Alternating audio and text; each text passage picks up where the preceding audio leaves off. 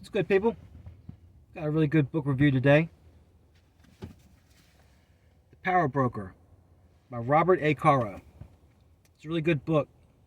It's a brick, too. So, if you're not a reader, hey, what can I tell you? It's winner of the Pulitzer Prize. So, there's not a lot of hearsay in this book. It's pretty much nonfiction. It's documentary about Robert Moses and who he was. It's really about how Robert Moses shaped New York City and how New York City is today. It wasn't always like that. You kind of look like at movies like Gangs of New York or stuff like that back in the day, or Tammany Hall, where it was not as built up as it is now. He really helped shape New York, and it's why it's called the Power Broker. And he also developed a lot of areas that were adjacent around New York, like in New Jersey, Long Island, stuff like that. He built a lot of parks. He built a lot of bridges. He amassed a lot of power,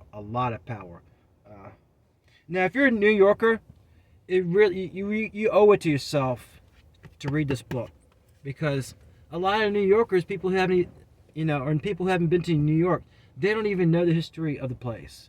They just know they live there. The food's good. It's their home. That's what they're used to, and they think it's the best thing on earth. They don't even know anything about it. If you're a New Yorker, you live in New York City, you owe it to yourself to read this book, okay? I've often gone on about on this channel about what real wealth looks like, what really rich people do. See, the affluent, wealthy people, they're not really rich. Because on paper, they're broke. They have no money. See, they have trust and they have foundations, and that's how they keep their money. Okay? It's really, and Robert Moses was one of these people. It's not about how much money you have, it's how much you control. Okay? You don't own that car over there, you don't own that plane, you don't own that building, but you can control it. Robert Moses on paper was not a wealthy man. He just controlled a lot of stuff. He had a lot of power. And see, the thing is, most people never even heard of this guy. If you asked your average person on the street, hey, have you ever heard of Robert Moses? They'd be like, no. Unless they're Jewish. Jewish people have probably heard about him, but, everybody else, no, they've never heard of him. And a whole bunch of Jewish people probably never heard of him either. So, this is what real power looks like. Read about Robert Moses and his life, and how he shaped his own little world. That's what real power is, okay? These politicians out here, sometimes you think they have power. They don't really have power like you think they do, all right? Some of the most powerful men and powerful women on this earth, you've never even heard of them. You never will either, because that's how they stay under the radar.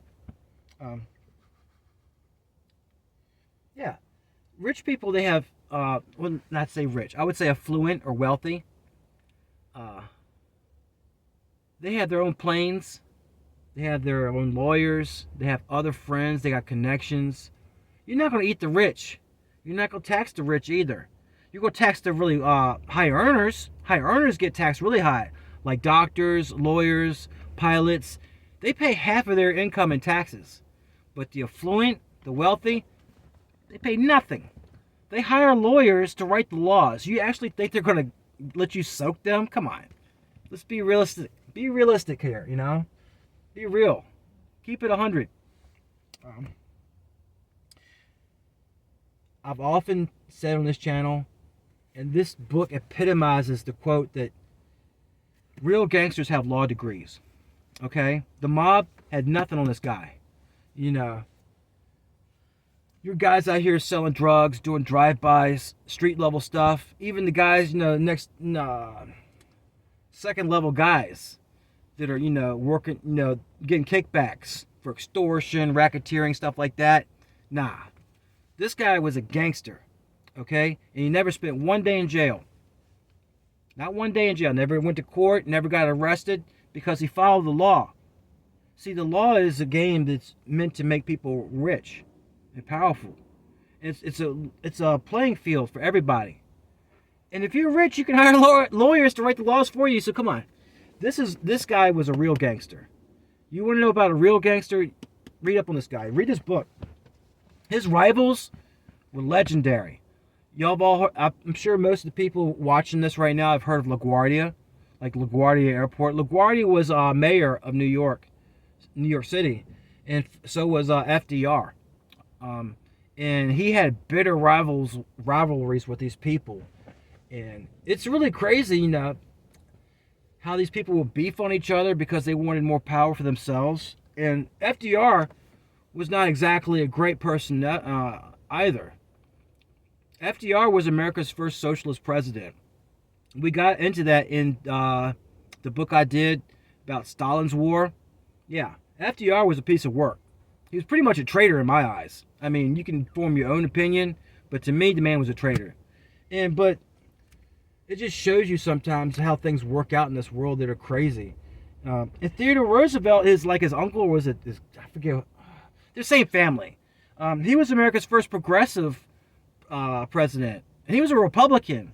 So all these little labels and images and all this stuff they put out here on the television and the media, the propaganda, it's not real.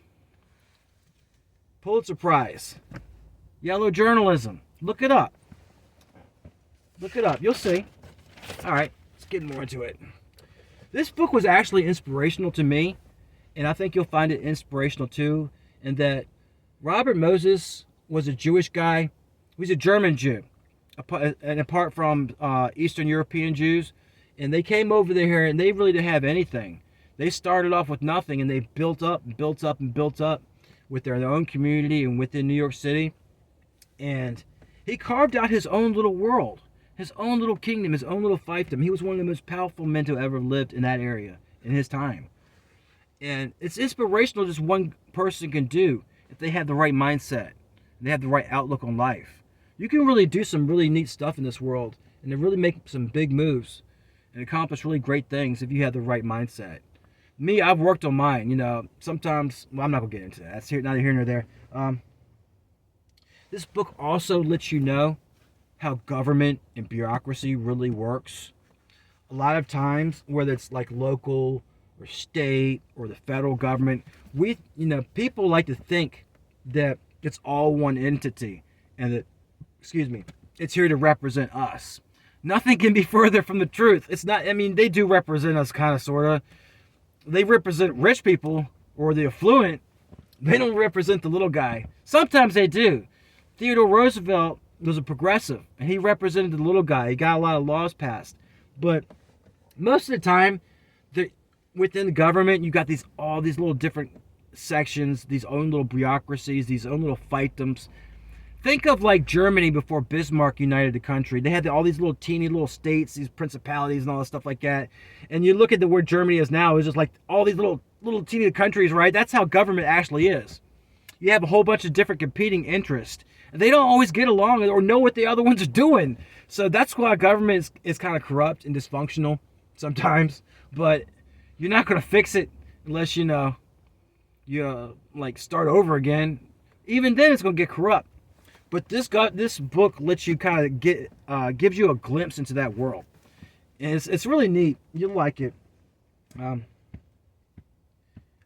is a really good stuff. This is a lot of what the book's about. It goes over like all the bridges he built and all the parks he built. Man, there's a lot of people out there who say that, human beings couldn't build pyramids or these megalithic structures anymore. And we just lost the knowledge. And maybe there's some truth to that. But if we really wanted to, we could build another pyramid. Like the Great Pyramid in Egypt. It's just, we would have to put our minds to it. You will be amazed. I was one of those people like, they can't do that stuff. They have some kind of secret technology. It was built by UFOs. Nah. Humans built that stuff, right? They might have had some help. I don't know. I wasn't there.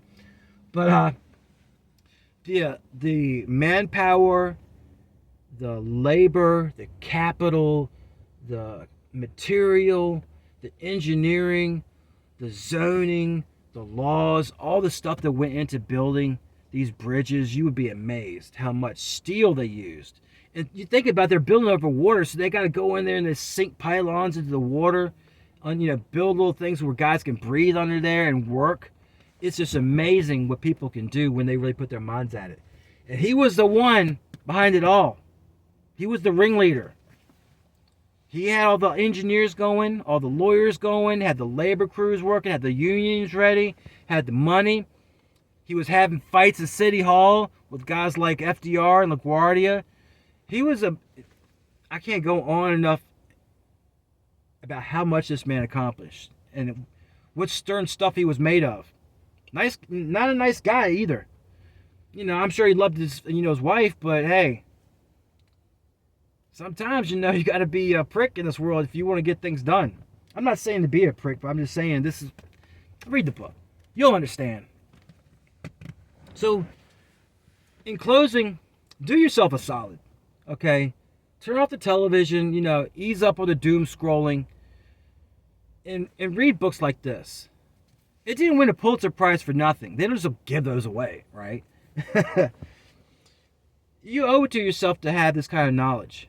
It really gives you a glimpse into a different world and makes you think a little bit. All right? That's enough for now, people. The Power Broker by Robert A. Caro. Now, Robert A. Caro has some other books about another piece of work called Lyndon Baines Johnson. Whew. That man was a piece of work. You should check those out too. All right, people, till next time. Psh.